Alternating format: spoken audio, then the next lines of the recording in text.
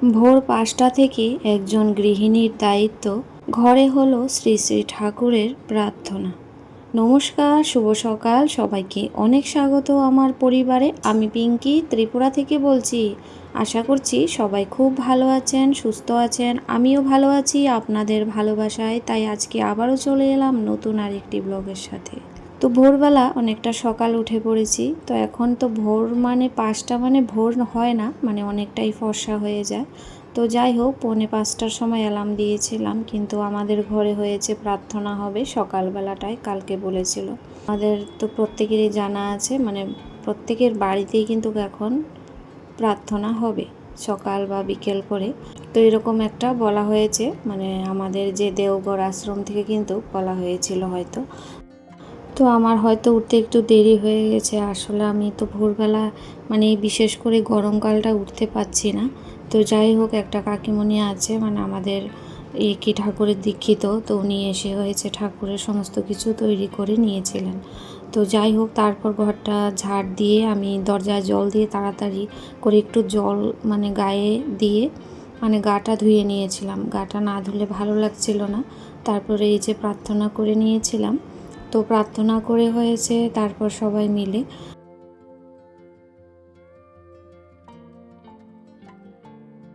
ঘরদোর মুছে নিয়েছিলাম। মুছে নিয়ে এখন পুরোপুরিভাবে স্নান করে নিয়েছি, যেহেতু কাপড় চোপড় অনেকগুলো হয়ে গিয়েছিল।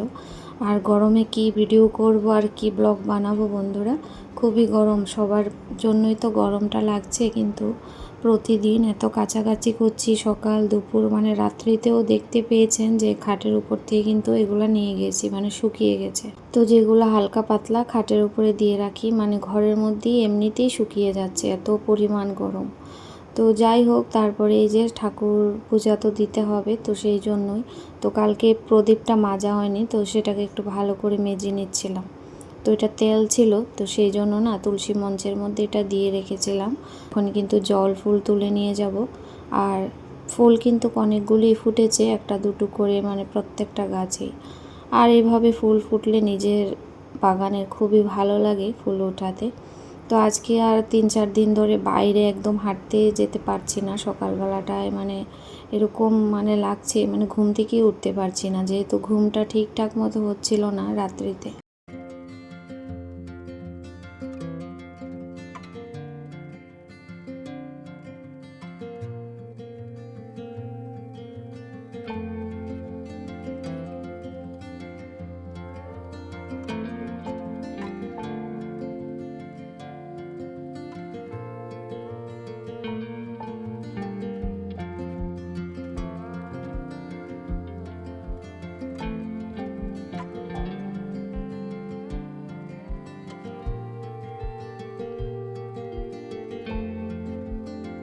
আর আজকে প্রায় অনেক দিন হয়েছে একদম কিন্তু বৃষ্টি নেই। সেই মানে কলকাতা থেকে ঘুরে আসছি, তারপরে একদিন হয়েছিল, তখন থেকে আর কোনো বৃষ্টি নেই। আর হাওয়া আছে একটু করে, কিন্তু বিকেলের পর থেকে না হাওয়াটাও বন্ধ হয়ে যাচ্ছে, এত পরিমাণ গরম। গরম হলেও যদি হাওয়াটা থাকে তাও কিন্তু ভালো লাগে। আর এই দেখুন, প্রত্যেকটা গাছে একটা দুটো করে ফুল ফুটেছে, খুবই ভালো লাগছিল। আর ওইদিকে কিন্তু কুমড়ো গাছগুলো এত সুন্দর হয়েছে, আগা ডগা মানে খাওয়া যাবে। তো দেখুন, আর এই যে বাক্সটার মধ্যে কিন্তু কুমড়ো, তারপর চাল কুমড়ো, তারপর পুঁই শাক মানে সবকটাই একসাথে উঠে পড়েছে। তো এগুলাকে তুলতে হবে, বিশেষ করে চাল কুমড়োটা রাখবো, আর পুঁই শাকটা আলাদা একটা অন্য জায়গায় লাগাবো। যেহেতু এখানে একটা পুঁই গাছ ছিল, তো সেটা কিন্তু বিচি পড়ে অনেকগুলো উঠেছিল, তো আমি কিছুটা তুলে ফেলে দিয়েছি, কারণ একটা জায়গার মধ্যে এতগুলি গাছ কিন্তু চেপে চেপে থাকলে হবে না।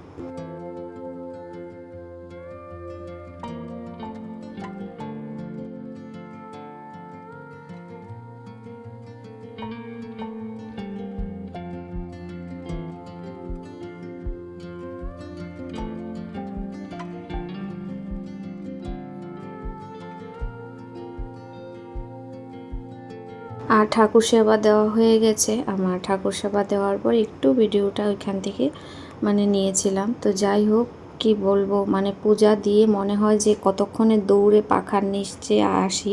তো কিছু করার নেই, গরম তো সবার লাগছে, আমরা তো ঘরে আছি বলে গরম। আর যারা বাইরে মানে রোদ্দুরে কাজ করছে, দৌড়াদৌড়ি করছে, তাদের যে কী অবস্থা কী বলবো। তো সবাই সাবধানে থাকবেন, নিজেদের খেয়াল রাখবেন, সাথে জল শরবত, ঘর থেকে বেরোলে কিন্তু এই সমস্ত জিনিস সাথে রাখবেন।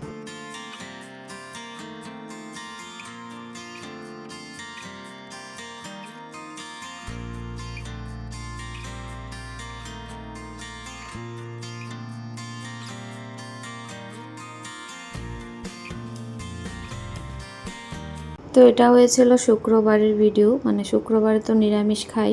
তো সকালে ওই চা মুড়ি যা ছিল সমস্ত কিছু খেয়ে দিয়ে এখন হয়েছে এঁচোড়টাকে কেটে নিয়েছিলাম।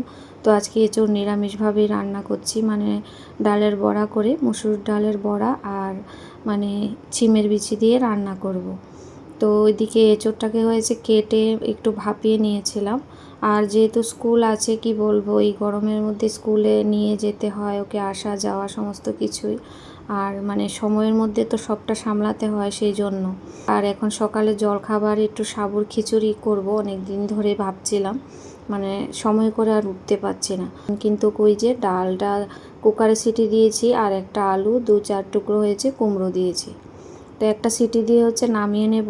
আর ওইদিকে হচ্ছে সাবুটা একটু ভেজে নিয়েছিলাম হালকা করে শুকনো খোলায়, তারপর ধুয়ে হচ্ছে ফোড়ন দেব, আদা জিরে এই সমস্ত দিয়ে মানে নামিয়ে নেব। আর সাবুর খিচুড়ি কিন্তু খেতে খুবই ভালো লাগে।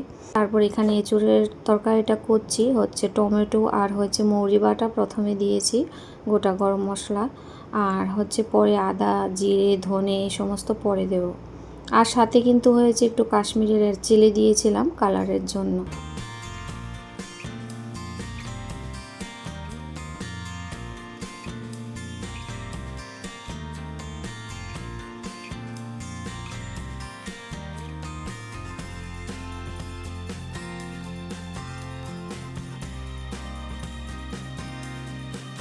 তো যাই হোক বন্ধুরা, যারা যারা আমার পরিবারে নতুন হয়ে আসছেন, ভিডিওটির কোনো অংশ একটু ভালো লেগে থাকলে চ্যানেলটিকে সাবস্ক্রাইব করে একটা লাইক করে দেবেন। অনেকেই আছে ভিডিও দেখেন লাইক করেন না আর সাবস্ক্রাইবও করেন না, প্লিজ এরকম করবেন না, যদি ভালো লাগে অবশ্যই করবেন। তারপর ওইদিকে এঁচোড়ের তরকারিটা আমার হয়ে যাচ্ছে, আর এখানে হচ্ছে এই যে সাবুর খিচুড়িটা ফোড়নে দেব। একদম হালকা তেল মশলায় করছি, আর সাথে মানে একটু ঘি তো দেবই, ঘি দিলে কিন্তু স্বাদটা মানে ভালো হয়। নিরামিষ রান্না মানে একটু করে ঘি দিলেই রান্নার স্বাদটা অনেক অন্যরকম হয়ে যায়। তো এখানে কিন্তু এখন সাবুটাকে ভালো করে ধুয়ে দিয়ে দিয়েছি, আর এখন একটু ভালো করে ফুটিয়ে নেব, আর ফুটিয়ে নিলে কিন্তু হয়ে যাবে। আর এদিকে আমার এঁচোড়ের তরকারিটা প্রায় হয়ে গেছে, এখন ডালের বড়ি দিয়েছি। আসলে এঁচোড়ের তরকারি ওই দিনও রান্না করলাম, মানে একটু ঝোল ঝোল না রাখলে কিন্তু ভালো লাগে না, ডালের বড়ির জন্য সম্পূর্ণটাই কিন্তু শুকিয়ে যায়। তো আজকে একটু ঝোল ঝোল রাখবো। আর এদিকে আমার সাবুর খিচুড়িটা হয়েছে, একটু কিশমিশ আর বাদাম ভাজা হচ্ছে দিয়ে দিচ্ছি। তো বন্ধুরা, আমি কিন্তু সময় করে সবার পরিবারে যেতে পারছি না, কিন্তু পরদিন হলেও প্রত্যেকের পরিবারে গিয়ে কিন্তু আমি সম্পূর্ণ সময়টুকু দিয়ে আসি। হয়তো ভাবতে পারে ভিডিও সম্বন্ধে সেই রকম কমেন্ট করতে পারি না, কিন্তু সম্ভব না, ভিডিও চালিয়ে রাখি প্রত্যেকের, কিন্তু আমি সচরাচর বলি না। আর যাদের বিশ্বাস আছে আছেই। তো যাই হোক, তারপর এখানে হচ্ছে সকালের জলখাবারে যে সাবুর খিচুড়ি আর তরমুজ একটু ছিল সেটা কেটে নিয়েছি। তারপর ওইদিকে 10টা বেজে যাচ্ছে, মানে সবাইকে দিয়ে আমি আর খাওয়ার টাইম পাইনি, কি করব। তারপরে যে চুলা, তারপরে বাসন কোসন যা ছিল সমস্ত কিছু তাড়াহুড়া করে মুছে নিয়েছি। তারপর ওইদিকে গাটা আবার ধুতে হবে, জানেন তো এতটা গরম লাগছে কি বলবো, মানে পুরো নাইটিটা মানে ভিজে গেছে, না স্নান করলে আবার আরেকটা জামা পরতেই পারবো না। তো তারপর ওইদিকে আবার মানে বালতির মধ্যে আরেকটা খাটের হয়েছে বিছানা চাদর ভিজিয়ে রেখেছি, তো ওইটা কেচে মানে কয়েক মগ হচ্ছে জল ঢেলে নেব গায়ের মধ্যে। তারপর ছেলেকে ওইদিকে ভাত দিয়ে দৌড়াদৌড়ি করে কিন্তু কোকে নিয়ে গেলাম। তো এইভাবে প্রত্যেকটা দিক এখন কাটবে, কিছু করার নেই। তো ঠিকঠাক মতো সেই জন্য এখন থেকে ব্লগও হয়তো দিতে পারবো না। আপনারা সাথে আছেন, পাশে আছেন, এইটুকু ভালোবাসা আছে, সেটাই আমার জন্য অনেক। তো ওইদিকে ছেলেকে নিয়ে যাচ্ছি, আর বাইরে একটু কাজ আছে, তো সেগুলো করে আসব। তো স্কুল থেকে এসে আর খিচুড়ি আর খাওয়া হয়নি, একবারে ভাত খেয়ে নিয়েছিলাম। তো যাই হোক প্রিয় বন্ধুরা, আজকের মতো ভিডিওটি এখানে শেষ করছি। সবাই খুব ভালো থাকবেন, সুস্থ থাকবেন, এইভাবেই সাথে থাকবেন।